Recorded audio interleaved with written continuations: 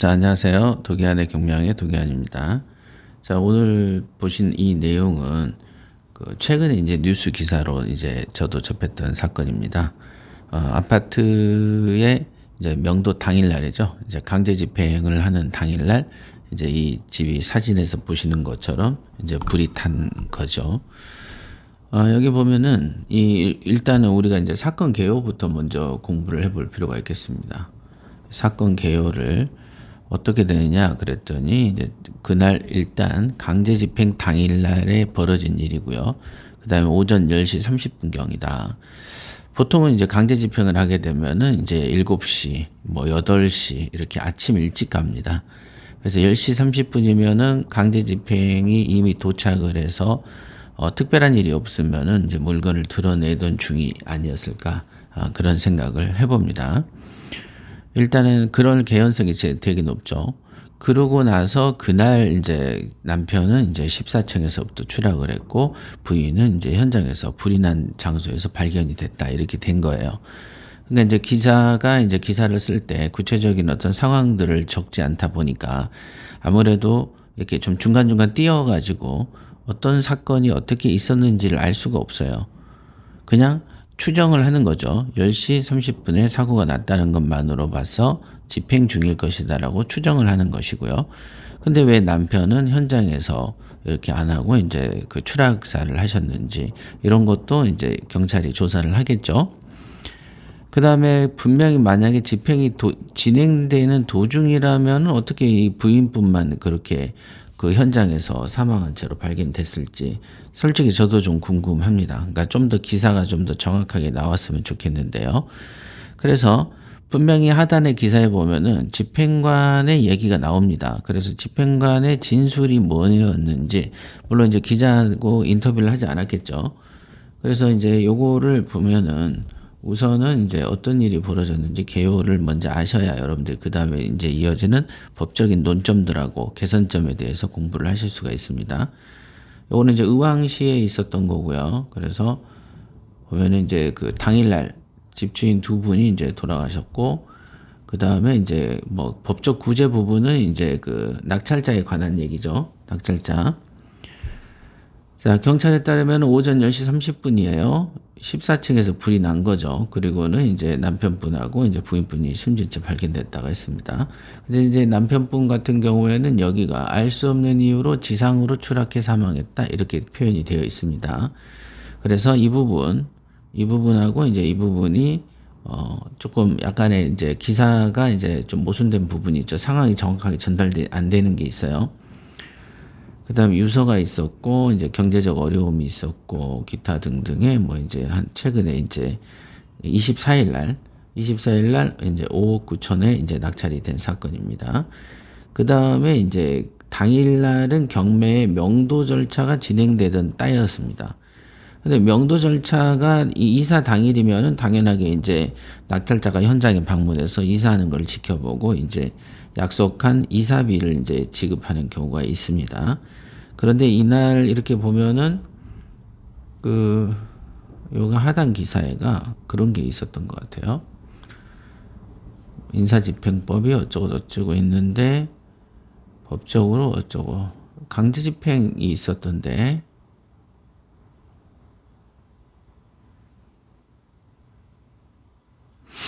여기 보면 여기 있죠.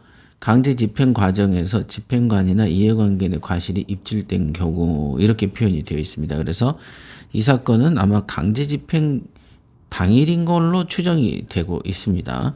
예를 들면 강제 집행이 전혀 없었는데 굳이 기사를 이렇게 썼을까 싶은데요. 그래서 저도 강제 집행 당일이라고 이제 표현을 했습니다만은 그냥 그 강제 집행이 아닌 그냥 당일 이사하는 합의에 의한 이사 날인지 어쩐지는 여기만 봐가지고는 알 수가 없습니다. 자, 여기까지 일단은 이제 사건 개요가 이렇게 보실 수 있습니다. 그래서 2번부터 한번 보도록 하겠습니다. 자, 매각 취소나 대금 감액 신청이 가능하냐? 예, 법적으로는 가능한 걸로 되어 있습니다. 어떤 경우에 이제 가능하냐면은 여러분들이 이제 낙찰이 됐어요. 낙찰이 됐는데 예측하지 못한 유치권이 이제 존재한다는 것을 나중에 알게 되었습니다. 그래서 그러면 법원 경매의 그 사실관계 그 조사하는 곳에 유치권의 존부 여부가 기록이 한 개도 되어 있지 않는 거죠. 실제로 이거는 이제 법원의 집행관이 가서 이제 적어야 되는 부분인데 그렇지 않았는데 예상치 못한 유치권 또는 예상치 못하게 이제 경매 사건에서는 30평인 줄 알았는데 실제로 보니까 이제 28평이다. 뭐 이런 경우도 있을 수 있겠죠. 그럼 이런 경우에는 내가 이제 정당하게 낙찰받은 돈을 다 내기에는 좀 억울한 감이 있기 때문에 이런 경우에는 이제 대금 감액 신청을 하고 그것을 판사가 받아주면은 조금 할인된 가격으로 살 수도 있는 겁니다. 그러면 이제 이런 것 또는 이제 우리가 사긴 샀는데 나중에 잔금을 치르기 전에까지의 심각한 재산의 훼손과 손실, 변경이 있을 수 있잖아요. 그죠? 이제 중간에 정말 잔금 치르기 전에 불이 나버릴 수도 있는 거죠. 이제 그런 경우에는 이제 매각을 취소해달라, 깎아달라, 이제 이런 식의 요청을 할 수가 있습니다만은 이거는 어디까지나 잔금을 치르기 전에 해야 되는 부분입니다. 그래서 이제 잔금을 이미 이 사건에서는 완납을 한 사건으로 표현이 되어 있습니다. 그렇기 때문에 잔금이 완납되어 버린 상태에서는 대금 감액이나 매각 취소 이런 거는 불가능하다 이렇게 보실 수 있겠습니다. 그래서 지금 이렇게 이제 몇 층이 다 탔는데 이렇게 많이 탔어요. 많이 탔습니다. 이렇게 전체적으로 많이 탄 상태인데 매각 취소 이거 대금 감액 안 됐고요. 그다음에 화재 보험은 들었겠느냐? 네. 어떤 식으로 하냐면 여러분들이 이제 잔금을 치를 때 당연하게 이제 우리가 화재 보험을 주로 들게 되어 있습니다. 이거는 이제 은행이 이제 이거를 요구를 해요. 자기들이 이제 근저당에 대출을 해줬잖아요. 그럼 이 집이라는 게 이제 불이 탈 수가 있잖아요. 훼손될 수도 있고 침수될 수도 있고 그랬을 때 이제 담보 가치인 은행에서 빌려준 채권 금액을 정당하게 받기 위해서 보통은 화재 보험을 들어 놓습니다. 물론 비용은 우리가 이제 들게 하는 거죠. 낙찰자가 듭니다. 그래서 지금처럼 불이 나면은 보험회사에서 이제 보상금이 나오죠. 그럼 이 보상금을 은행에서 이것을 물상 대위를 해서 이 대위에서 이거를 압류를 합니다. 그래서 이 보상금을 은행이 먼저 가져갑니다. 지금 이 경우 같은 경우에 낙찰 금액이 6억이기 때문에 실제로 최대치의 보상, 즉 무주택자거나 1주택인데 실입주 조건으로 이렇게 낙찰을 하는 경우에는 통상적으로 최대치 80%까지 나온다고 봤을 때 4억 8천 정도를 대출이라고 볼 수 있겠습니다. 그러면 이 집에 대해서도 보험금이 보장 대상이 4억 8천 5억까지 되면 보험금만 가지고도 보상금만 가지고도 이 은행의 빚을 갚고 낙찰자가 괜찮을 수도 있는데 통상적으로는 토지는 불이 안 타기 때문에 토지가 아닌 이제 건물만 이제 주로 보호 대상이다 보니까 실제로는 4억 8천보다 훨씬 못 미치는 돈에 대한 보상이 책정되어 있을 가능성이 있다. 화재 보험금이.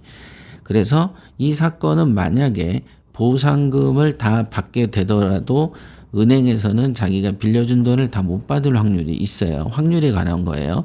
이 4억 8천은 최대치를 제가 조건으로 했기 때문에 그렇습니다. 자, 그런 경우에는 당연하게 이 부동산에 대해서 다시 경매를 진행할 수가 있고 낙찰자에게 개인적으로 채권을 추심하는 행위를 할 수가 있습니다. 개인적으로 추심. 예. 그러니까 낙찰자 입장에서는 정말로 날벼락 맞는 그런 기분이 되겠죠. 그래서 이 낙찰자는 화재보험을 반드시 들었을 것이다. 그러나 이 보험의 보장 범위가 어디까지인지는 지금 말씀드린 거하고 마찬가지다. 그러면 통상적으로 화재보험이라는 것은 어떻게 되느냐? 예, 처음에 보상은 1회 보험료를 냈을 때 이제 보험이 보상이 됩니다. 1회에. 이 경우에는 이제 이게 강제 집행 당일이라고 이제 예측을 한다면은 그 전제라면 우리가 이날 잔금을 치르고 그 다음에 한 달 있다가 이제 주로 인도명령이 이제 나왔다고 치고 인도명령에 근거해서 강제 집행을 신청했다고 치면은 이 기간이 거의 2달이 넘어가기 때문에 보험료는 당연히 냈을 걸로 그래서 화재보험료는 작동했을 걸로 추정할 수가 있겠다 이렇게 보면 됩니다. 그래서 그러면 이거의 또 다른 이슈는 그럼 다른 호수의 사람들은 어떻게 되냐. 지금 보면 한 집만 탄 게 아니고 여러 집이 탔단 말이죠. 그럼 이런 집들은 어떻게 되느냐. 실제로는 이제 낙찰자의 건물에서 불이 나서 번졌기 때문에 낙찰자한테 반드시 소송을 청구할 가능성이 높습니다. 그리고 각각의 집에도 이 집에서도 어찌 보면은 이제 화재 보험을 드러났을 수도 있겠죠. 그럼 이제 거기서도 이제 보상을 받을 수도 있겠습니다만은 또 각각의 집마다 대출이 있을 수 있잖아요. 그럼 똑같은 과정에 의해서 흘러갈 것이다.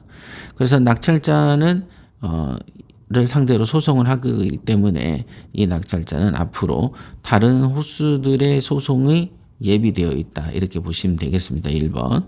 그 다음 두 번째는 은행에서의 추가적인 채권 압류가 진행될 수도 있겠고, 세 번째는 이 아파트에 대해서 경매가 진행될 수도 있겠다. 이렇게 추정할 수가 있겠습니다. 경매도 진행될 수 있어요. 못 받은 돈이 있으면.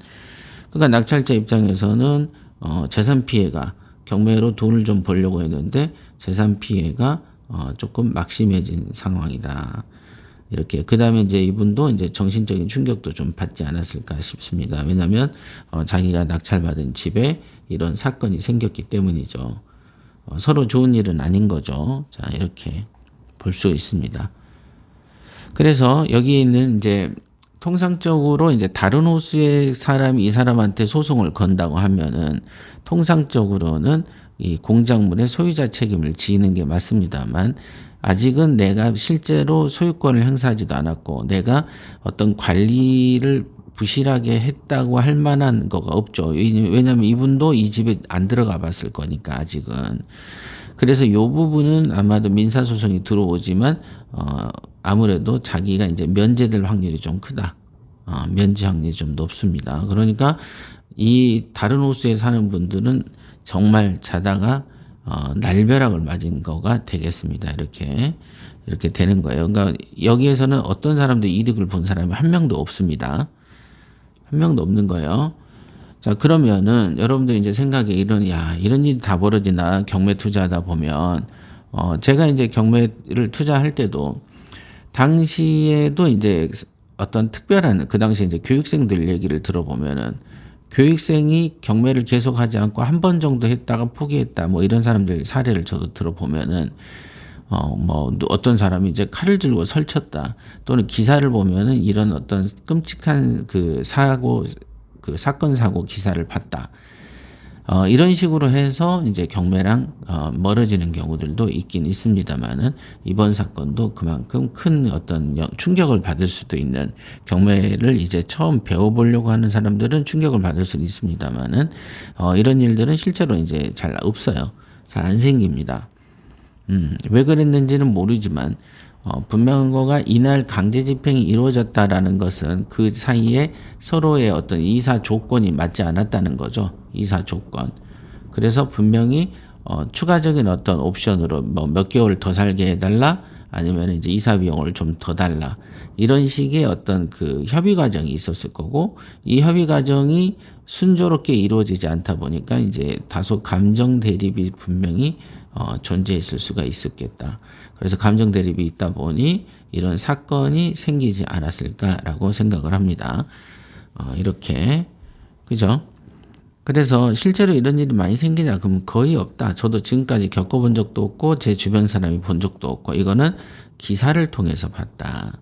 뭐 이런 기사들이야 뭐 이런 기사가 비일비재하다면은 기자들이 이거를 좋다고 취재했을 텐데, 이런 기사도 이제 몇 년 사이에 처음 보는 기사이기 때문에 이 일은 굉장히 보기 드문 사건이다라고 이제 추정할 수 있겠습니다. 그러면은 이런 일들, 여러분들 생각에 내가 대출 받아가지고 낙찰을 이렇게 받았어요. 받았는데 그러면 이런 일들을 겪으면 어떻게 되지라고 조금 걱정하는 경우도 있을 것이다. 그죠? 사업을 하다 보면은 누구나 사업을 하다 보면은 경매를 당할 수도 있고 일어날 수도 있고 그렇습니다. 그래서 이제 항상 제가 이제 강제 집행을 얘기할 때는 우리가 이제 점령군 행사를 하면 안 돼요. 점령군 행사를 하고 큰 소리 치면 안 됩니다. 큰 소리. 왜? 저 사람도 원래는 잘 나가던 사람이었을 거기 때문에 그렇습니다. 그리고 또 우리도 또한 우리가 앞으로 어떤 어려움을 처하게 될지도 모르기 때문에 항상 큰 소리를 치면 안 된다. 그래서 명도는 항상 제가 가르치죠. 법으로 하는 명도가 있고 대화로 하는 명도가 있는데 대화로 하는 명도는 이제 즐거운 명도다. 이렇게 이제 항상 설명을 드렸어요. 그래서 이제 명도를 할 때는 그 사람의 입장에 서서 그 사람이 납득할 수 있는 상식적인 선에서 명도를 하면은 그게 다 즐거운 명도가 됩니다. 대화를 하면 됩니다. 왜냐하면 내가 여기에서 이 경매를 통해서 이 집을 통해서 얼마의 이득을 받기 때문에 어느 정도의 이사 비용을 책정하는 것은 굉장히 당연한 일이기도 하다라고 제가 늘 가르치는 거죠. 그러나 이거를 이제 너무 대화도 안 되고 우기는 게 세면은 어쩔 수 없이 법으로 할 수밖에 없는 거고 그 과정이 이제 강제 집행이 되겠습니다. 그래서 지금 이 사건은 강제 집행의 원인이 이렇게 감정 대립을 통해서 있었던 건지 아니면 터무니없는 이사 비용을 요청해서 그러는 건지 여러 가지 알 수는 없어요. 왜냐면은 지금 이 주택의 낙찰 가격도 6억이라고 하지만 실제로는 한 여기서 10년 전에만 살았다고 하면은 그때보다는 집값이 2배 이상은 올랐기 때문에 어느 정도 그 채권 금액도 아마 낮을 수도 있다. 이거는 어찌 보면은 큰 사건이 아니었을 수도 있지 않았겠냐라고 추측도 해봅니다. 왜냐하면 몇 년 사이에 집값이 올랐기 때문에 그렇습니다. 일단 그런 건 그런 거대로 흘리고 경매쟁이는 뭘 해야 된다? 강제집행보다는 가능하면 즐거운 명도 위주로 대화를 하고 강제집행은 최후의 수단으로 인식을 하시라. 이거 말씀드리고 싶습니다. 강제집행은 어쨌든 최후의 수단이다. 가능하면 대화로 해라. 대화로. 이렇게. 그 다음에 이제 강제집행을 할 때도 항상 무엇을 열어놔라? 한 라인을 열어놔라. 한 라인을 열어놓아야만 이런 어떤 큰 충격적인 사건, 사고가 생기지 않습니다. 그러니까 10번 하면은 더 큰 돈을 벌 수 있는데 주식보다도 더 큰 돈 벌잖아요. 그럼에도 불구하고 이런 일을 한번 겪어버리면 경매에 학을 떼게 되기 때문에 투자를 하는 본인 입장에서는 지금 이 건은 굉장히 피해를 본 사건이 되겠습니다. 그래서 이 집은 지금 이 집을 쓰려면은 수리비만 해도 얼마겠습니까? 그 다음에 옆집 사람들이 이제 소송을 걸 거고 그 소송에 응대하다 보면 이것도 수천만 원 깨진다는 거죠. 그리고 여기 보험료로 은행이 충당이 안 되면 추가적인 강제집행과 경매, 그 다음에 나에 대한 어떤 채권 추심 행위가 이어질 수 있다라는 거. 특히 급여생활자면 월급 압류까지도 이어질 수 있는 굉장히 큰 사건이 된다라고 볼 수 있겠습니다. 여러 가지 논점들에 대해서 오늘 공부를 좀 해봤습니다.